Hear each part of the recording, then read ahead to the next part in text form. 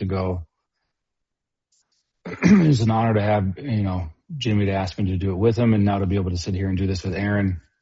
Aaron is a guy who I've known him 4 years before I got sober. Maybe we'll talk a bit about that, but I met him in treatment, and he was the guy I called when I finally came back. He was a guy who kind of always stayed in my peripheral, or was a lifeline back to Alcoholics Anonymous, if you would. And I think in regards to the topic of at hand, I spend a lot of time,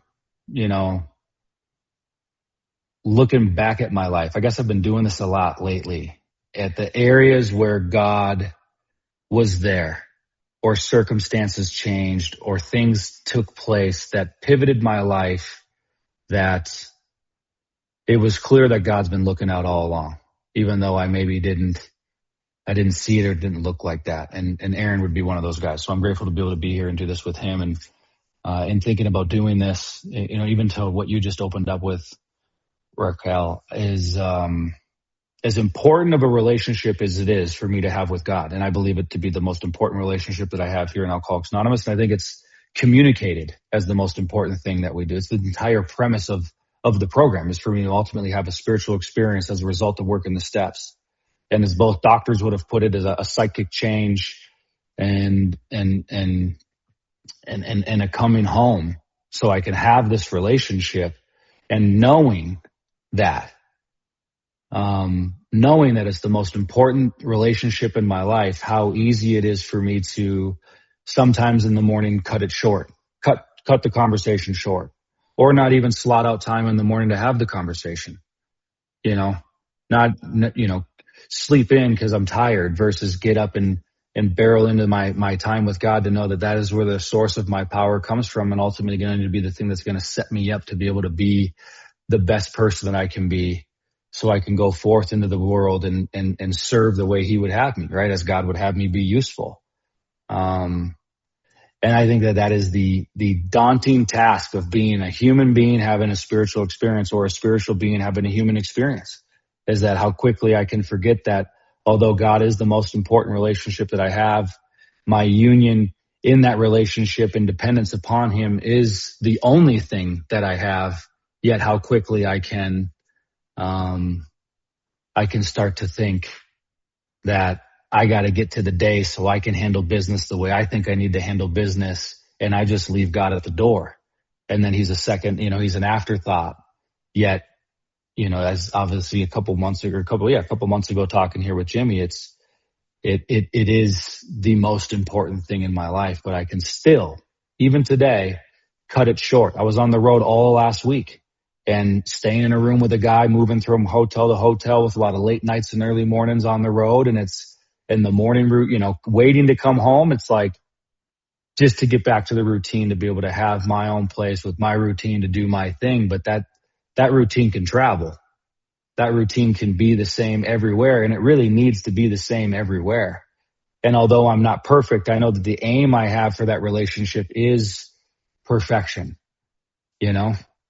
and I'll never attain it.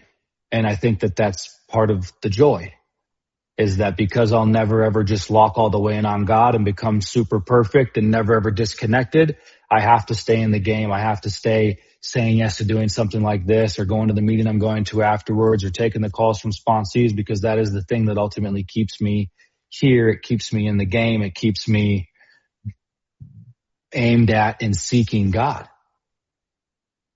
So as much as I could sit and get frustrated by my lack of discipline at times, or the turbulence in my life, the reality of it is just like the book says, either God is everything or he's nothing.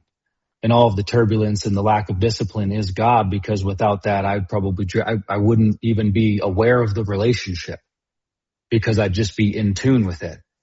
But in my moments of disconnect, I'm able to tap back in and be absolutely wowed by what God's doing and has done with my life. And I can continue to seek that union and that partnership, so I can go forth with his power and ultimately do whatever it is that he would have me do. So I'm excited to have the conversation. I'm really excited to have the conversation with Aaron, and I can kick it over to him so he can introduce himself and see where we go. Thanks, Mike. My name is Aaron and I'm an alcoholic, and, I'm grateful to be here, grateful to be asked to be here. I was reflecting a little bit about, what, how much this has changed in my life. When I first got here, I thought I was coming to Alcoholics Anonymous just to get rid of a drinking problem, and, I started doing these actions and going through things in my life that required something greater than myself. I've been sober since July 14th, 2003. So about 4 years ahead of Mike. But when Mike and I first met, Mike was a week sober. And we've been blessed through a series of circumstances and events to stay connected through that, experience. As I was saying, my relationship it's transformed my life, and it continues to be something that I go back to continue to deepen, to continue to transform my life. The thing that's been, surprising to me in this relationship is how quickly I always revert back to thinking that I can take care of it or I got to fix it. Despite all of the evidence that I've had in my life up to this point, how God has kind of taken care of me through self-imposed crisis, through life crisis, through challenging circumstances. You give me a tangible problem in my life, and for some reason, my default position is that I can take care of that. I think Mike was talking a little bit about the routine, and I was reflecting on mine when he was talking about that and how that establishing that relationship with God has been so important for me. When I first got sober, that was the place I loved to spend time. Like in the morning, I would get up, I would spend 45 minutes or an hour, and I would reflect and I would do my readings, and I would try to it was new. It was something that was great. And then, I went through this period in my sobriety where life got so busy that everything was on the fly. And I was waking up 20 minutes before I had to be out of the house. And I was, in that space for a long period of time. And as you can imagine, living on self-propulsion for, 5, 6, 7 years brought me to a place where in sobriety, I was kind of crushed by a self-imposed crisis. And really the direction was, yes, there was action, but the bigger direction or the change that came in me during that period of time really came about time spending with God and trying to build a personal relationship with him, right? Like through sobriety, it's kind of funny. I get these intangibles. I get my life back in track a little bit. And I forget to pay into the relationship and the thing that had kind of guided me into the place that I was in. I got into a position where I thought I was getting the right answers from everybody that was around me. It was like I was seeking advice. I was going to a lot of conferences. I thought I was going to get the silver bullet. I was super busy. I thought, I was doing all the AA stuff. I was sponsored. I was sponsoring guys, and I thought this is what I'm intended to do. Yet I was neglecting that personal relationship with God. And I found myself in a position with circumstances around me that I had wanted, and realized that I wasn't happy, and the relationship with God had really been disconnected. And during that period, I kind of reinvigorated those efforts in the morning in that routine that Mike was talking about. That really has become one of the most important things that I have in my life right now. And that continues to evolve. I think that's one of the things for me. Mike was talking about the time, and yes, things get rushed or they don't get rushed. But even when I dedicate the time and I do those things, I am one of those guys that I really try to make it so it's not mechanical, so that it stays fresh, that I continue to listen to my heart and continue to try to find the things that enable me to connect in different ways. For Mike can attest to this, for probably I don't know, I would say, I think 18 years of my sobriety, I was one of those guys that said, I can't meditate. I just don't have a mind that allows me to meditate. I can't sit still for more than 2 minutes. And so instead of saying that, I started to seek different ways on how I could start sitting quiet and listening to God. And I think that's really been the place where I've found some reconnection. I found something that works for me. I can sit quiet for 20 minutes now, which is transformation in and of itself. But it is really in the combination of both. My sponsor, I go through challenges quite frequently. Unfortunately, I wish I was one of those people that just got struck sober and became perfect. I go through adversities in my life, sometimes of my own making and sometimes of, just life being life. And, my sponsor as of late has been asking me if I'm bringing God into the circumstance. Right. And so that relationship to kind of continue to get pushed to evolve so that it's not like I'm leaving that relationship after I spend the dedicated time or I'm closing out my day, that during those periods of struggle, it's not about Aaron being good. It's not about passing the test. It's about whether or not I'm really seeking a relationship with God and asking for that consciousness and the strength to direct me through the things that I'm struggling with. Because of myself, what I've found of lately is no matter how hard I try, I'm going to fall short. No matter how much I want to change, I'm not going to be able to change the way that I want. And the reality of it is it's on God's time.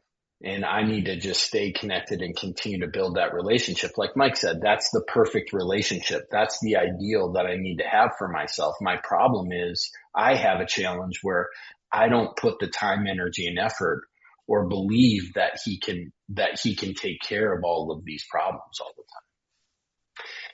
So I think as we continue to have these conversations, I've been fortunate enough to watch Mike's experience, which has been extremely powerful.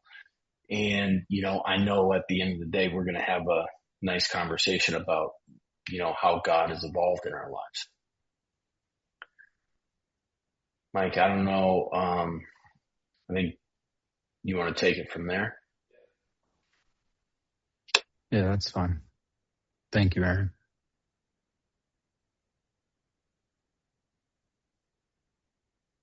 I was listening to Aaron talk and thinking about what I'd said, and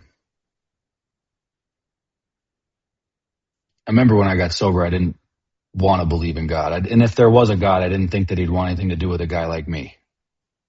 I was raised Catholic, had to go to Catholic school. I hated it. I just hated it. I just don't think I liked the discipline. I don't think it was so much the church as much as it was just the act of just having to do something that wasn't my idea. And then when I drank and lived my life the way that I did, I just ran so far in the opposite direction, hurting people, and living with a vigor. I think when my father walked out on my family when I was 11 years old, I just kind of drew a line in the sand that said, never again. Never again will I allow anybody ever to leave me. Never again will I ever put myself in a position to be hurt. Never again will, if there is a God, ever going to be able to not take care of a guy like me. I'll handle it. And then as we come to Alcoholics Anonymous, and step 2 looks like it says circumstances made him willing to believe, right? So crushed by my own life, my alcoholism, the drink, and my inability to shut it down. And if I do get to stop, I can't stay stopped. So it became very clear to me, obviously, through my drinking that I'm cooked, right? I got no other shot, which cracked the door open for me to be able to even start to entertain this conversation again. Because I was a guy when I got sober, if you said, if Jesus Christ landed out of the microphone, I shut down. I went inward and I thought, I can't do this. I'm not going to be able to do this. And luckily, the people in Alcoholics Anonymous, my sponsor sat with me the same way Eddie sat with Bill. And he, same way Bill sat there with the contempt and thought, oh, here we go. This guy's got religion, woo-hoo. But he heard him out, and he was willing enough. The circumstances of Bill's life made him willing enough to even take the consideration that, why don't you choose your own conception of God? And that's literally where the relationship started for me. I thought, okay, I'll create this idea of what if there was a God, what it would look like. And I'll start to pray to that. I'll start to take, right? My sponsor said, if you want God to be real, then treat him like he's real. And I started to pray. And then we got into writing inventory, and in going through the inventory, you know, in between the third and the fourth column, there was a lot of prayer and inviting God into my life to help me see things from an entire different angle and to understand how all this hate and this resentment and fear that I'm living with that drives me in my life is killing me. And God was able to start shifting that in, start changing the way that I saw it. And then I got some of those golden threads. I remember going back home to make amends in my first year. And my little brother played high school hockey, and I had to make amends to them. I was home for his like high school graduation or something. And there was a woman in the kitchen. I'd never met this woman in my life, one of my mom's friends. And I introduced myself to her because that's what y'all taught me how to do in AA. You said, go in there, shake hands, introduce yourself, make other people feel comfortable, and voila, you'll feel comfortable. So I'm in there doing that. But I introduced myself to this lady, and she says, oh, you're Mike. Are you Michelle's son? And I said, yes, I'm Michelle's son. And this lady looked at me and she said, I pray for you every single day. Because she was close to my mom and she knew my struggles through my addiction and then finally getting sober. I never ever met this woman, and it was almost like God just showing me that there are good people in the world. That someone who's never ever met me, may never ever meet me, could sit there and my mom goes to church. My mom goes to mass every single day, and this woman goes to mass with her. And a woman who never ever, in the faith of other people, that you believe in what you believe in so much that you're praying to your God or God about a poor guy like me. And it was just, I think, a flicker of light that just helped me realize, one, the power of prayer, and two, the fact that there are just good people in the world. And if I'll lean into God, I can maybe have that too.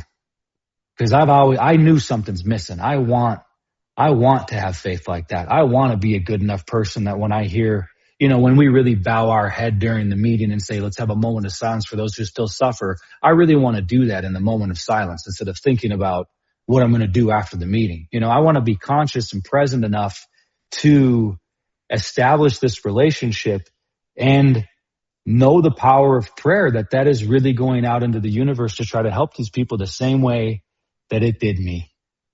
And I was thinking last night, actually, I was talking to Aaron, and I thought, as I started in on that journey and I started to have those experiences with God and God started to reveal himself to me, my life took off, from zero. I was talking to Jimmy today too, from 0 to 14 or 15 months sober.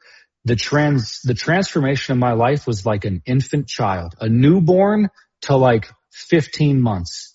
The amount of swaddled in a towel, eyes closed, to eyes open, to cartilage starting to form into bones, to finally growing a little bit of nubs of teeth, to rolling over, to finally pulling myself up, to walking, to talking, to like what a child does from 0 to 15, what God does with an infant from 0 to 15 is an absolute miracle of work. And I feel like when I came in here, as broken as I was, where God brought me to was the same. I mean, what happened to my life, you just don't get from where I came from to where I was. Even at 15 months sober, you haven't been able to shut me up on this topic, because God came into my life and just flipped the whole thing upside down and said, watch what I'll do. Trust me and watch what I do with your life. And I've been hooked on it ever since. But even then, similar to what Aaron was just mentioning, I could be 15 months sober, soon 2.5 years sober. And just as a person who lives in the material world, God soon becomes blocked by pomp, by ego, by worship of other things. And I start to think, I got to get mine. This stuff is good. This AA thing is great. This God is good. But now I got to get mine. Now I got to go get some money, and I got to buy some jewelry, and I need to get a car, and I need to get all of my stuff figured out because it's my time now. And I, as I spoke about it probably 2 months ago, because I always speak about it, but it's, I embarked on a journey for the next 5 years of being similar, almost exactly like Aaron just said. And I think it's an experience that maybe a lot of us have, but very busy in the activity of Alcoholics Anonymous. But if you were to look at my life and ask me where God is, I didn't know. I could talk to you about God. I could come into your meeting and give you a pitch for an hour about what God's doing in my life. But if you watched who's taking the action and where my faith relies in, it relies in me getting it done every single time. And God's not a part of the equation. I think it's similar to that, Aaron mentioning him struggling and Jimmy asking him, are you bringing God with you? Because whether I'm struggling or not, where is God at in the equation? Where is God at in my relationship? Where is my relationship? I remember having a conversation with a sponsor years ago, feeling so disconnected and like God was on a completely different planet, and calling my sponsor and just saying, I just feel so disconnected. I don't know what happened to my relationship with God. And I remember him saying to me, who do you think moved in that relationship? Cause God's always there. God's never left once. I just get distracted, see a squirrel, and I'm on the hunt.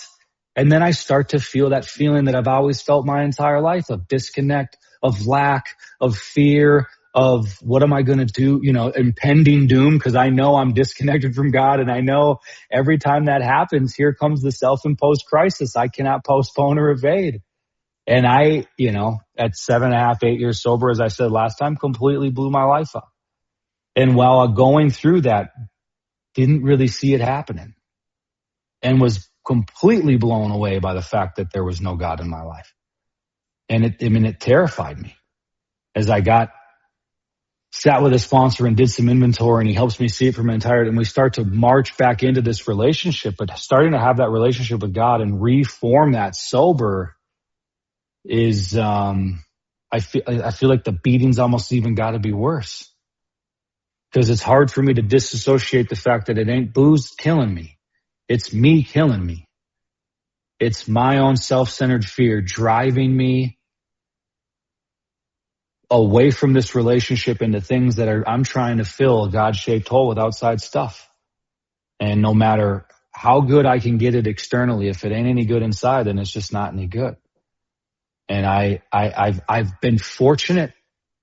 Honestly, I think, you see a lot of people who think, well, if I made money, I wouldn't have these problems. Or if I fill in the blank, if I dated her or had that job or lived in that place, I did all of it and still hated myself.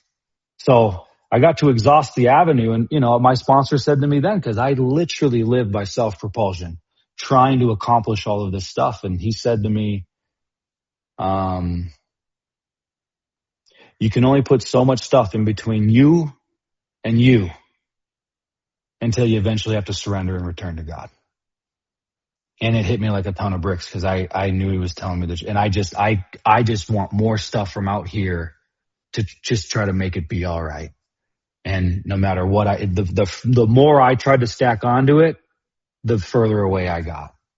And then I'm lost, broken, and alone. I feel like I'm alone. I'm not alone. I'm alone because I choose to be alone in and around Alcoholics Anonymous, and I don't know what's wrong with me. And I don't know. I'll kick it back to Aaron, and I'll maybe pick it up right there.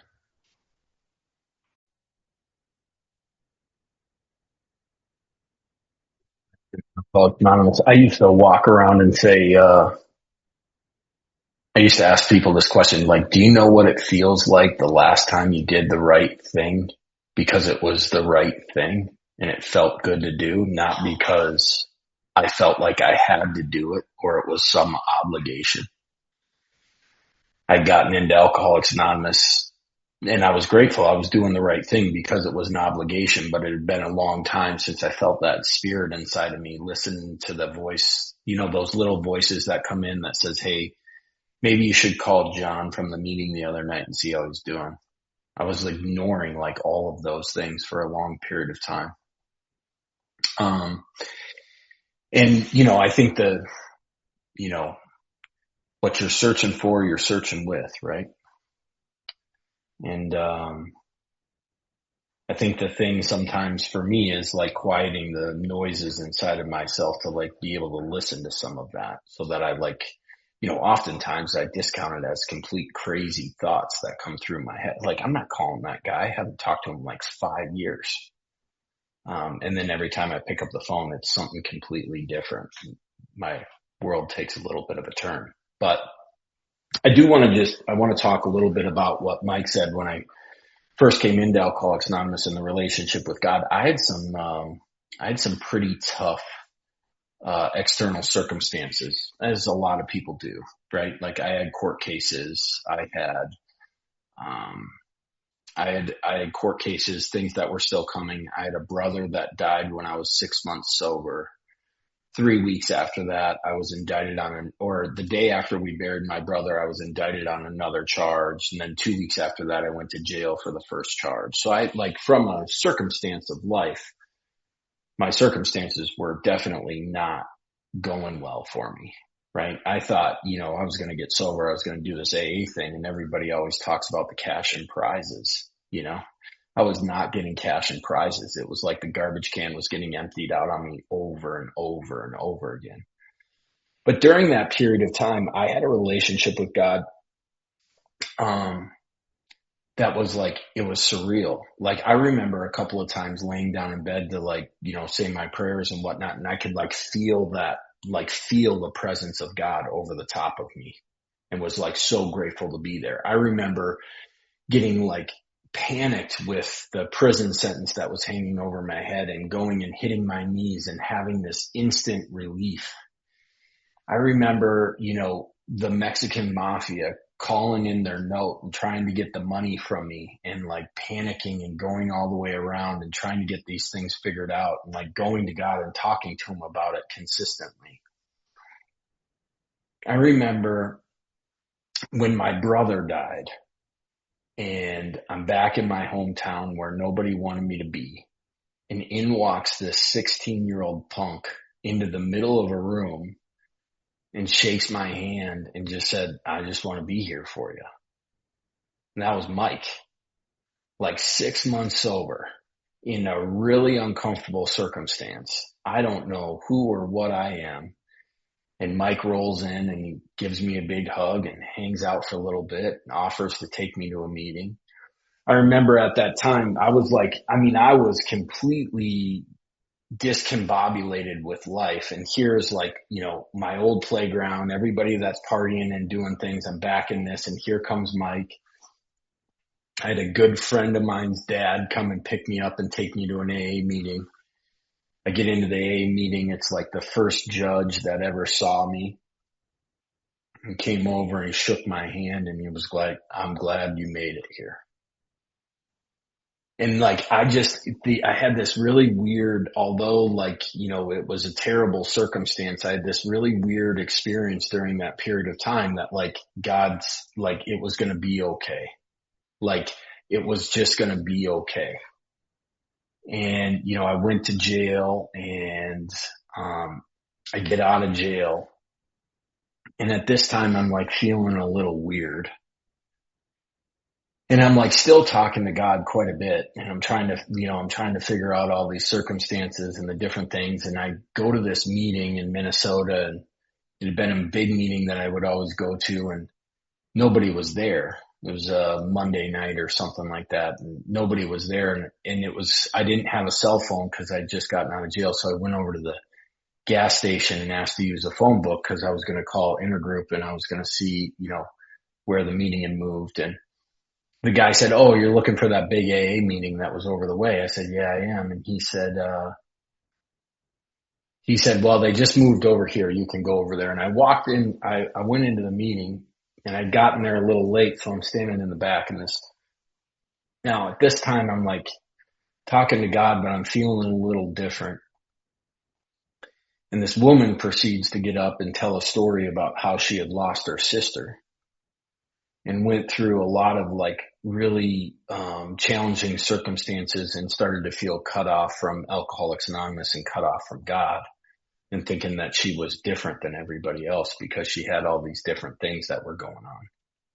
So here I am, my sober cohort of people, everybody's going back to school, they're getting jobs, they're getting their life put back on track. And here am I, indicted on another felony charge. My family's been blown up. I've got like, I'm just getting out of jail. Don't think I'm going to be able to make anything out of my life because I'm a felon. I can't find anywhere to live because nobody rents to felons. And there's a woman that's standing up there, and I got to tell you, like, the hair stands up on the back of my neck when I tell that story. It's like God put me in that spot just at the right moment to make sure that I heard it. If I had showed up early, would I be paying attention? If I had missed it or not asked, the gas station guy didn't know it. It was like I was just right on time. And I think back on those times, and it's like that it was just so pure because I had like just burned my life to the ground, and it was just so pure. And Mike talked a little bit about the things that happen after we get sober a little bit. And I had a little bit of a different experience. Mike, you can correct me if I'm wrong. Mike went after stuff really big, and he went to achieve like all the shiny things that he wanted in life. I had a list of stuff that I wanted. And it was like, I wanted to graduate college. I wanted to get a job. I wanted to get promoted. I wanted to get married. I wanted to do all these things. And what I did was went on a journey to acquire all those things on my list, regardless of what the universe had in store for me. So I got the job and I kept getting promoted, and it was really, all of these things that happened. I'll tell you, I started to believe that I was the guy that could deliver the happiness that I wanted in my life. And then little by slow, what starts to creep in is fear of losing those things. So I stopped taking the action, and I stopped believing in God, and I stopped kind of depending on him, and I'm going after, and I'm doing these things. And I'm in this place where I think that I am the master of my own universe, and that I've got to make everything work for me. And I got there, and I got to tell you, I had achieved everything that was on the list. And I was miserable. I mean, absolutely miserable. And I had lost purpose in my life. I'd gotten into a place where it was just really dark. And it wasn't, it was kind of crazy because at the time I thought I was doing everything right. I was busy in Alcoholics Anonymous. I was going to meetings. I was doing the things that I was supposed to be doing on outwards. Like, my life looked great. I had a big job. I had a beautiful wife. I had all the things that I'd wanted in my life. And then I was little by slow letting the fear of losing those things drive me. And, I got to a place where I was completely unhappy, and little by slow, all of those things started to dissipate. Things started to disappear in my life. I got into a place that I was not doing well, and I wasn't connected to God. That conversation and that feeling that I had so prevalent in my life was gone. And as I reflect back on that, there were two things that had kind of happened. After my brother died, I'd done a fifth step. And at the end of the fifth step, my sponsor, and I tell people this story because for me, it's a reminder how careful I need to be with people's conceptions of God, because it's ultimately theirs. But at the end of my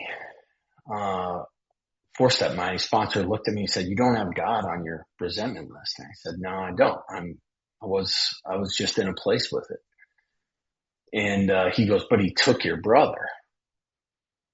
And I looked at him and I said, "Yeah, but at the end of the day, I believe there was a reason for it. I don't know if I just had a place in my life where there was an understanding for it." And he looked at me and he said, "That's not God." And, he was well intentioned. He meant well, 100%. But I shut down because it was such a tragedy in my life that I had kind of just, for whatever reason, spiritually, had come to an understanding that, this is just God. This is what God had in store for our family, for my brother, for all of those things. I wasn't characterizing things in form of good or bad. It was what it was, and it was okay. When he said that to me,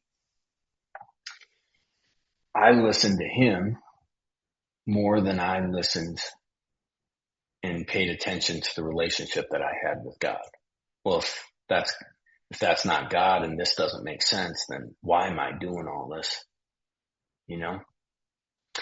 And then I had another experience that kind of like woke me up a bit. I was always kind of a searcher through the steps. So I always thought I could like find the problem. So I like spent a bunch of time, and after that, like, you know, even though I wasn't connected or surrendered and I was living on self-propulsion, I was always trying to find an answer doing the steps through the academics, right? Like, it's like, I believe if there's something wrong, I got to go find it in inventory, or I believe if there's something wrong, there's an amends to be made, or whatever. You can change the action. And, I was going through the steps, and this guy, he said to me, he goes, you got to have the courage to have your own experience. You got to have the courage to have your own experience with these steps. And for some reason, that just changed my perspective. I thought I was doing this to like fit a form or a function that you guys wanted me to fit a form or a function.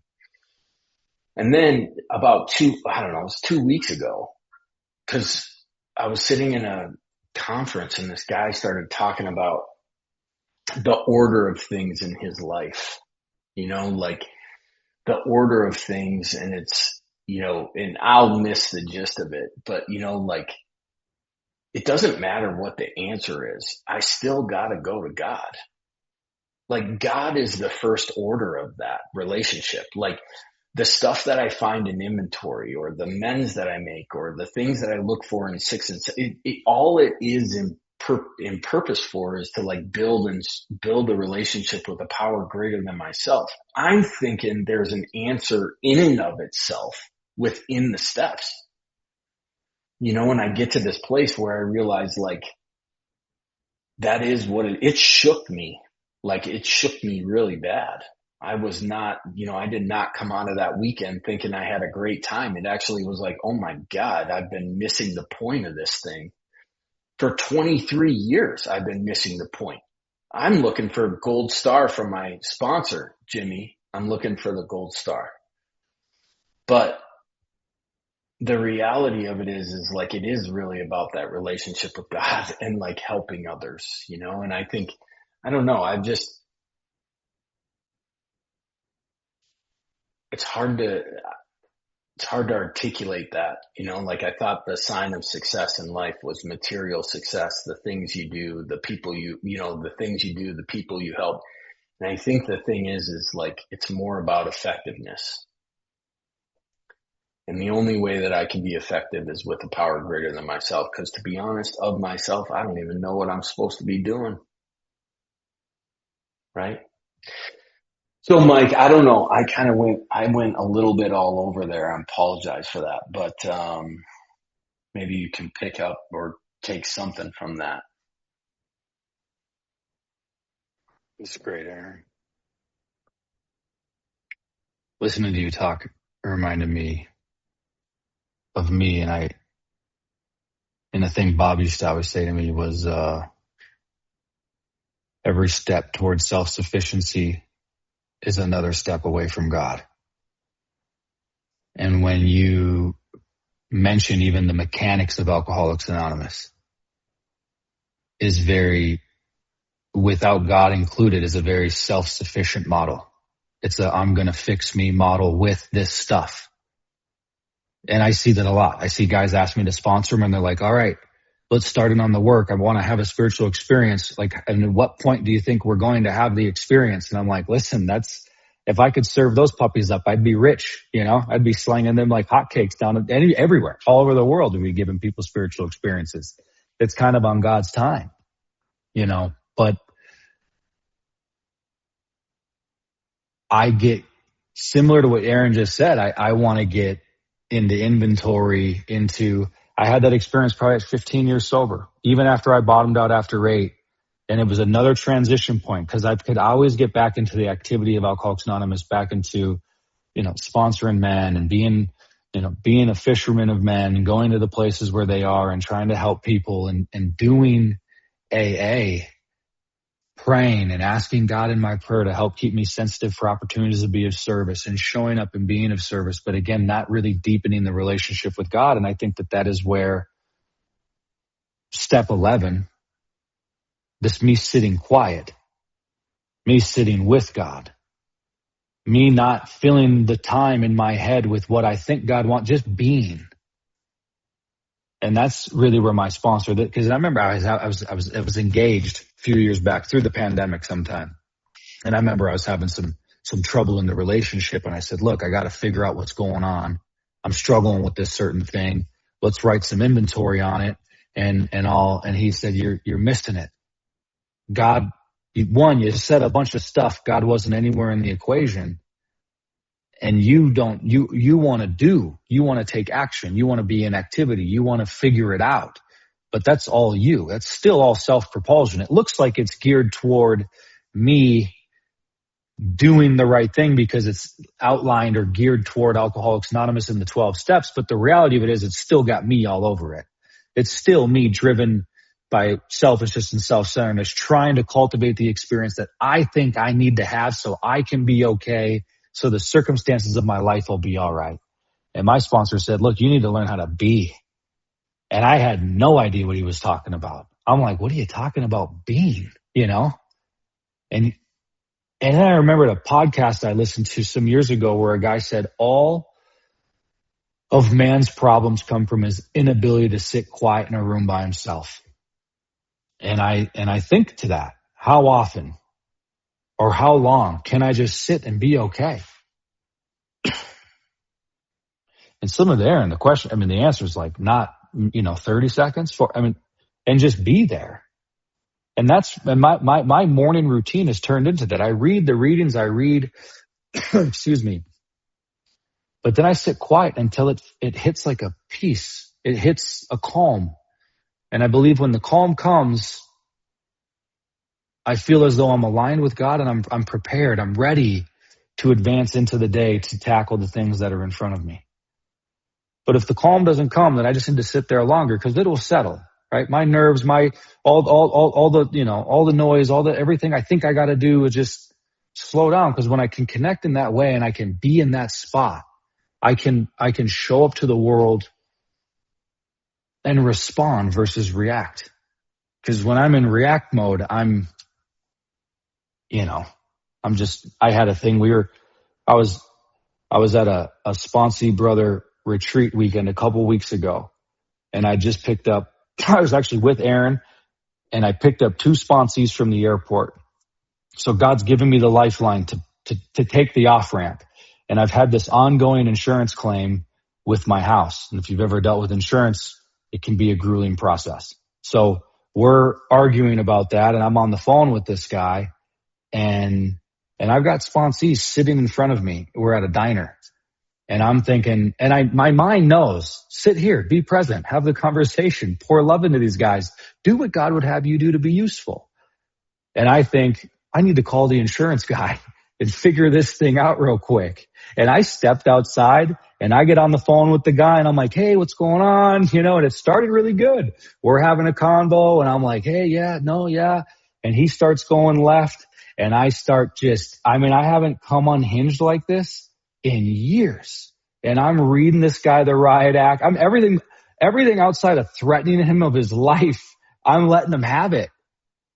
And then he says to me, hang on, you cut out for a second. I couldn't hear you. And my mind said, don't say it again. And I just went in again, I just let him have, and I'm like watching myself do this. And I'm like, dude, you're nuts. And then I'm thinking about the guys I have inside and God has set the game board up for me to win. And at any moment, instead of being where I'm supposed to be, I can go and do what I think needs to be done and completely screw the entire day up. And I did this heading into a spiritual weekend with, but again, it's similar to what Aaron said with the woman giving the talk when he got out of jail is like, my girlfriend always says this to me. He said, isn't it wonderful we serve an on-time God? Because God's always on time. If I'm present in the moment, willing to be here in the now where my hands are, God doesn't miss. But the second I want to ignore where my hands are and start thinking about what it is that I need to do to enhance this situation or what I need to do to make it better, I will soon be crushed by a self-imposed crisis I cannot postpone or evade. And I think the place I get to, similar to where Aaron has been, and back to what Raquel read, and I think your first pass in Alcoholics Anonymous, my experience is my first pass in Alcoholics Anonymous is that lack of power, that's my dilemma. And I think when I come in here, I'm obviously equating it to the drink problem. And the longer I stay here, I realize that lack of power over everything in my life, period, is my dilemma.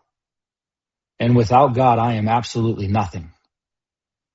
So it's not in a demeaning way, but I often pray. And when I'm talking to God in the morning, it's, hey, God, without you, I'm an extremely weak man because I'm going to be susceptible to lust, greed, fill in the blank, gluttony. I'm going to overdo it, trying to fill the hole. And without God, I'm going to fall victim to that every single time.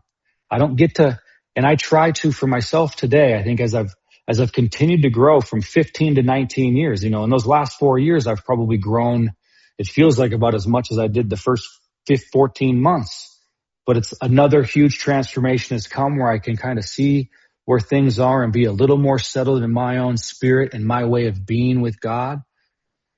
But in the process of doing that, I'm able to just allow things to be as they are and not need to constantly try to change it. And I've got a lot of things going on. I've got a lot of things going on right now. I've got things coming with trying to sell a house and the insurance thing, and it creeps in. I send my nightly review out. It creeps in, but it's quickly replaced with the fact that I know that God's handling business. And he always will, and I serve an on-time God. And all I need to do is be okay with where he's at with his timing, take the actions that are in front of me, and trust that he'll handle the results. Because he always handles the results. It always works out. But the second I want to deviate from that process and start to try to control it or get my way, I'm the guy coming unhinged who's then got to call my sponsor and call some insurance guy and make amends. And I hate making amends. Not for that kind of stuff, It's just embarrassing. But the reality of that is, again, just similar to what Aaron was saying, is that in and of myself, I'm the guy that always does that. So I need God. He has to be the most important relationship that I tap into, that I pour into in my life, or I will absolutely miss the entire journey, the entire process, and ultimately the entire experience. So I instead of having to figure that out, I just choose today when I start my days is to start like that, is that God, without you, I'm an extremely weak man. In and of myself, I'm an extremely weak individual and I have no power. So I'm coming to you to tap into the source so I can go about the day and serve you as you will have me. And I think that kind of check-in keeps a guy like me from compartmentalizing where I think I need to exert my will versus God. It's just got to be all God's. And again, not perfect, but the aim is for perfection. And when I get offline, it's not, I've been sober a little bit now. So like my tolerance for the insanity in my life is very, I could live in turmoil. I'd love to. If I wasn't in turmoil, it felt like I wasn't alive. So I used to have to live there. And today, as soon as things get a little turbulent, I'm quick to surrender, turn it back over to, I don't even want to do it, God. I need you to drive this, you're at the steering wheel. I'm in the trunk even. I might not even have a seat in the car, but I'm just glad to be a part of the ride, and wherever you show me to show up and do what you need me to do, I'll do it. So I get to continue to do that, and it's the best game in town. I do. I have the best life that I could have ever asked for. And I do by no means think that I'm the guy that I'm supposed to be, but I think that I'm the best guy that I've ever been.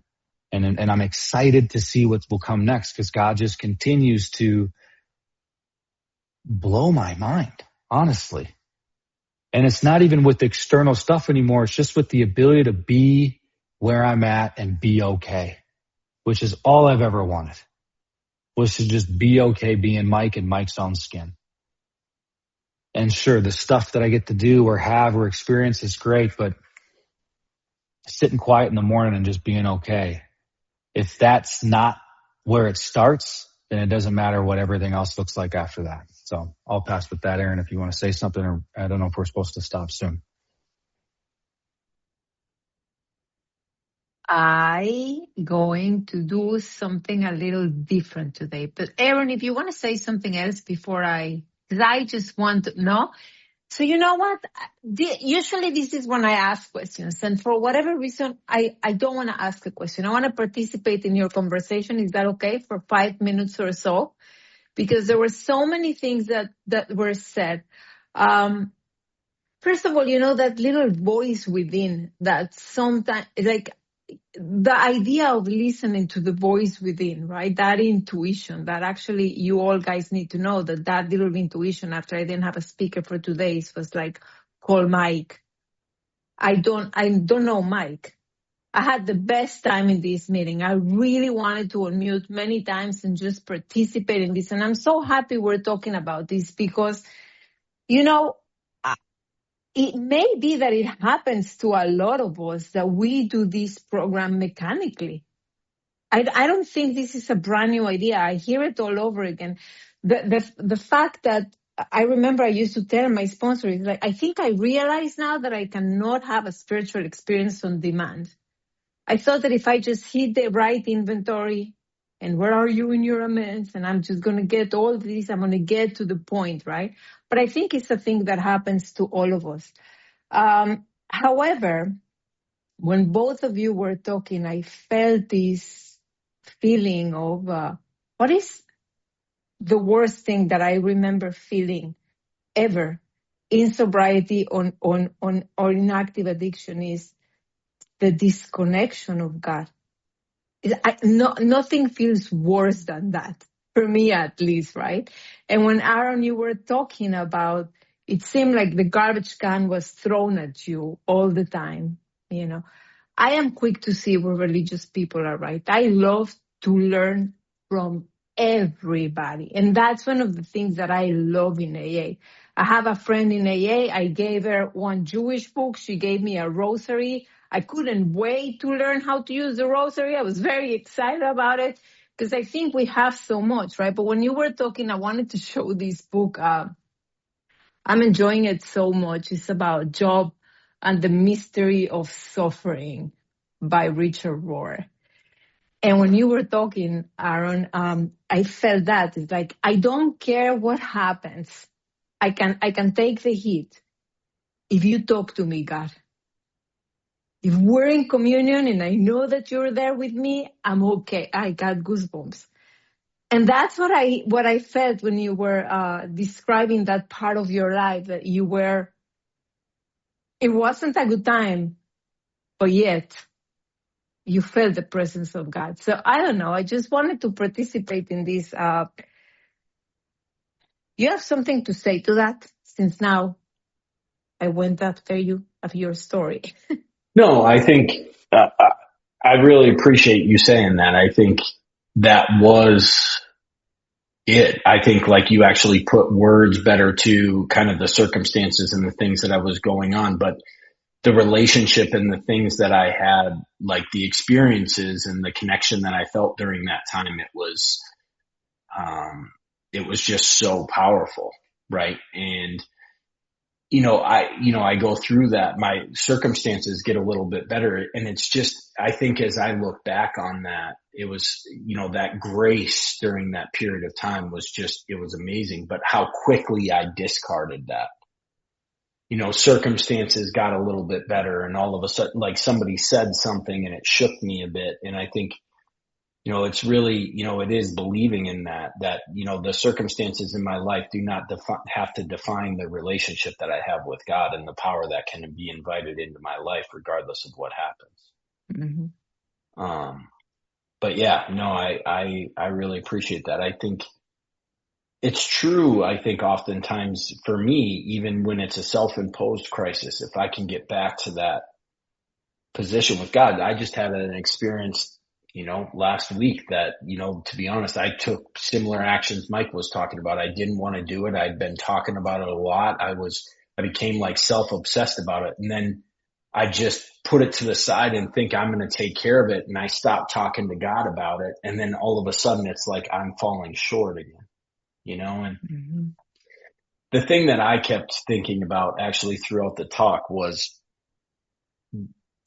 my job is to revert my attention, is to start to know when I'm not looking or spending time or paying into that relationship or listening to that voice. It's not about manifesting it. And I think that's the thing that I think I lose sometimes, is that like I get caught up busy doing, all this. And the reality of it is like all my job is to redirect my thinking to try to find out what I can do in that relationship for him. Sometimes I make myself think it's the mechanics of Alcoholics Anonymous, or it's some big thing that I got to go and tackle. And the reality of it is, just like Mike said, it's like we can be right here, right now.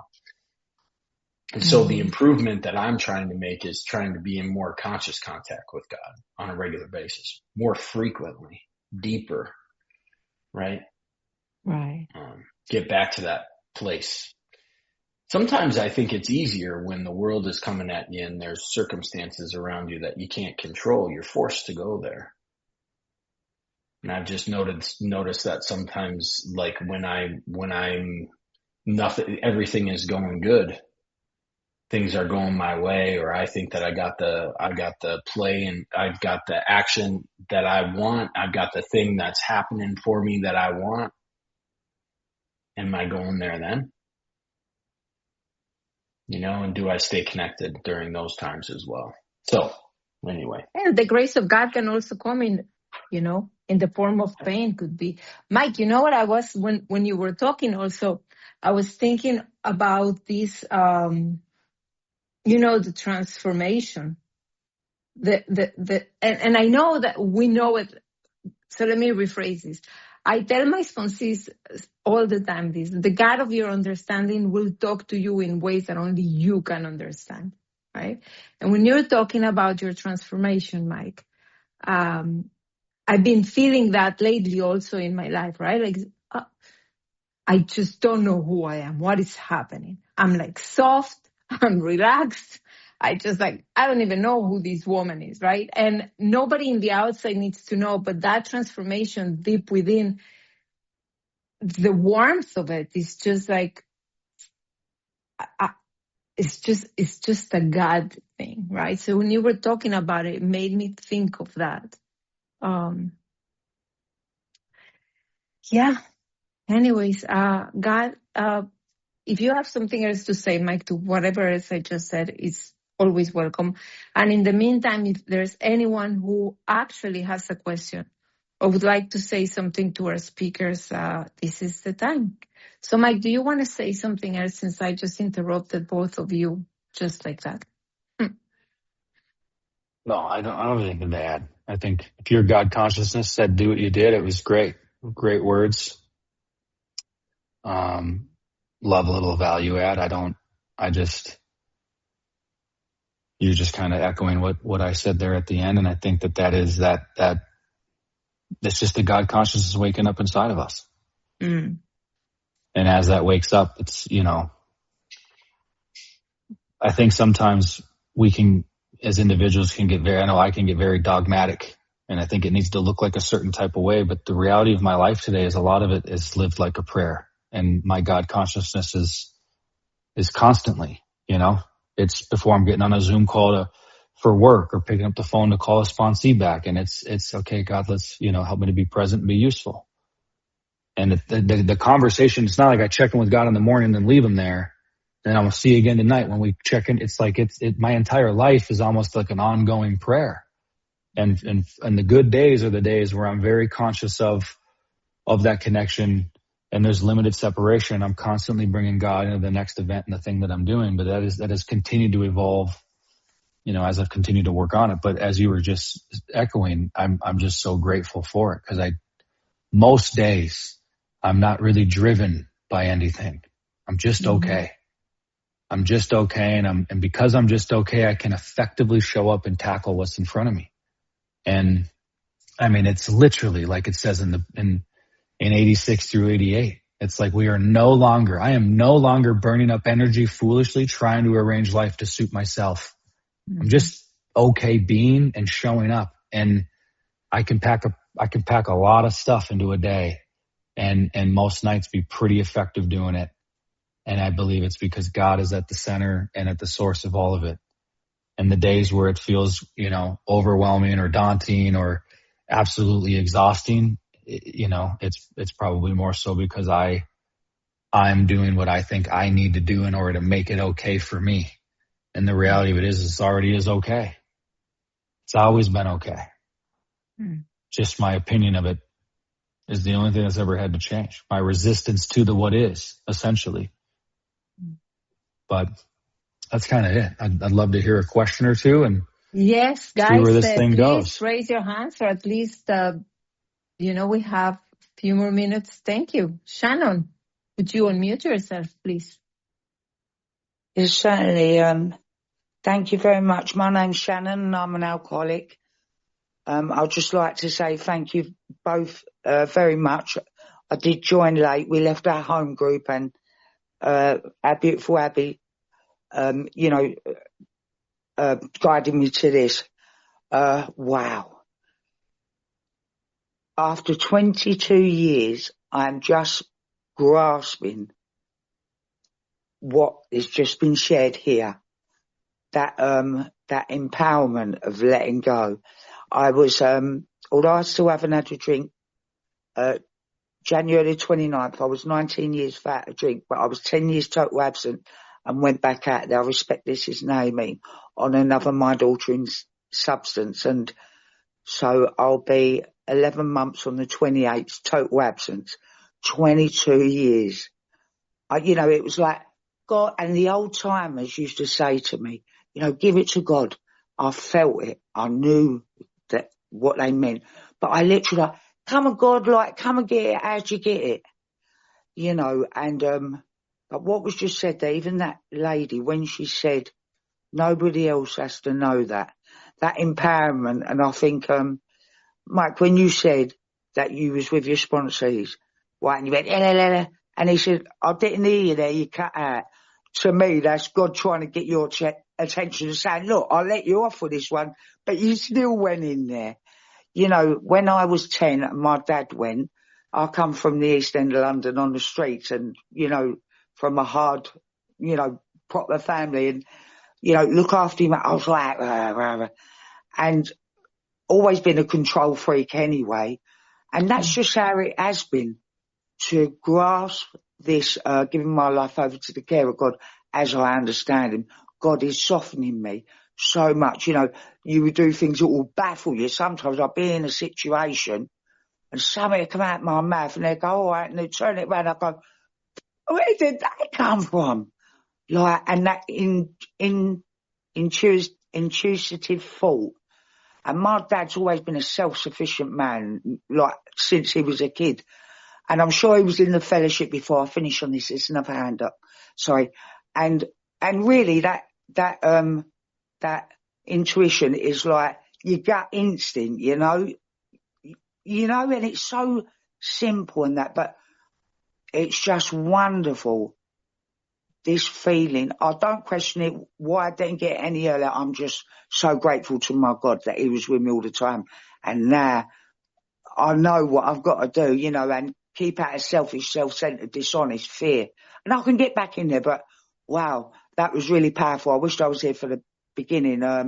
Thank you. You've just made me feel that feeling that no one has to know, but we know it's empowering. Thank you. Thank you ever so much. Beautiful. I'm really grateful. God bless you. Thank you. Thank you, Shannon. Colleen? Colleen, and I'm an alcoholic, and I would really like to thank both of you for sharing tonight. I have been in a mood all week, and not unlike Mike, I had a complete meltdown in front of a sponsee on Saturday, and she got to watch me. And all week I've been feeling self-pitying and poor me and trying to fix everything with the steps. But I lost the plot. I'm not supposed to fix everything with the steps. The steps are to get me closer to God, who will fix everything. Thank you so much. I came in tonight, I wasn't even really going to listen. Like I thought, oh, well, I'll listen, but I'm going to play my little game while I'm here because I don't really feel like being here, but I should be here. And I have not moved from my chair. I have not looked, I've just been enthralled. Thank you so very much. There's a fellow that I've listened to as a podcast. It's a book, and it's The Practice of the Presence of God. And I do believe I have to do a little more of that instead of a little more of trying to fix everything with the steps, and use the steps instead to get closer to God, because he hasn't moved. Thank you so much. Thank you, Colleen. All right, guys, we have a couple of more minutes if anybody wants to at least say something to our speakers. So actually have a questions because the conversation was amazing tonight. Anybody? Debbie, go ahead.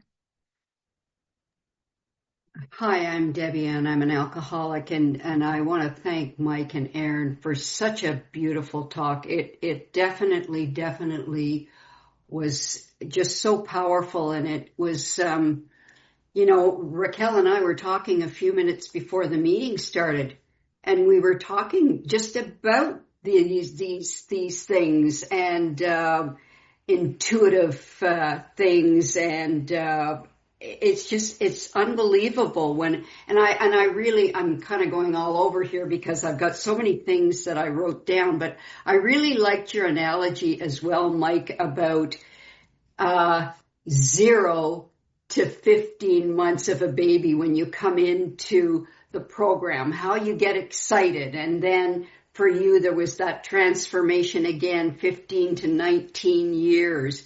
But, it's just, for me, I was thinking about this whole idea at the beginning when we were talking about the disconnecting, because that's what I was feeling. I was feeling that disconnecting and not just being. And there were just so many beautiful nuggets that both of you shared. I am just so grateful that both of you were here tonight, and I just loved every minute of it. Thank you so much. Thank you. Oh, Terry, yes. Go ahead, Terry, please. Yeah, hi, Mike and Aaron. Thank you so much, and thank you, Raquel, for hosting this. That was some powerful stuff. I wrote all sorts of wonderful notes that I got out of it. One of the things that touched me the most was every step towards self-sufficiency is a step away from God. And I don't know that I've ever heard a truer statement. And so, Mike, you had talked about being raised as a Catholic as a child. In the book, it talks about returning to our religious roots. Did you ever go back to the church? Not the Catholic Church. I attend church with my girlfriend. She's a big Christian, so I'll go with her. Even this Sunday, I'll be with her, and I'll go to church with her. Cool, thank you. But I haven't, yeah. That's it. You guys were fabulous, man. That was so entertaining and so informative. Thank you, Terry. Saturday evening. Thank you. I thought you fell asleep trying to play a 4-year-old's game. Put you right out. That's what Jimmy always says. That's a young man's game. Dancing with kids. Well said. Guys, nobody else has something to say? Okay. Raquel. You, Tali? Yes. All right. Thank you. I'm slow with my fingers tonight. Tired. I'm Tali. I'm an alcoholic, and I too just wanted to say, deeply touched by the transparency, by not being perfect. I love the whole thing about how easy it is to hide behind the mechanical, behind being, I'm a technician of the big book, and I'll go on, on splitting hair fights, where it was, what page it was, who said what, how come, and oh my God, I tell you, 22 years, I almost put a gun in my mouth. And what I thought saved me was the structure and the discipline of the big book. And like yourselves, we discussed about self-sufficiency, another step, another amend, where am I here, where am I there, what other action I could take, all this stuff that is, there's a time and place for it. I probably needed it for 20 years, but then after that, where's the growth, you know? And so that took the place of getting close to God. I came here as a high school dropout, and I was like chasing another degree and another degree. Maybe I could be somebody and buy a house and open a clinic and do this and do this. So maybe you would like me. And all of this, anything except get close to God. And 36 years now, I'm getting a lot closer, much closer, and I have wonderful teachers like yourself, like Raquel, like Ralph, like all of you, Jimmy, Debbie. Thanks. I really enjoyed it. Thank you, Dali. I'm going to close and then I'm going to we're going to stop the recording. I get too excited. Sorry, guys.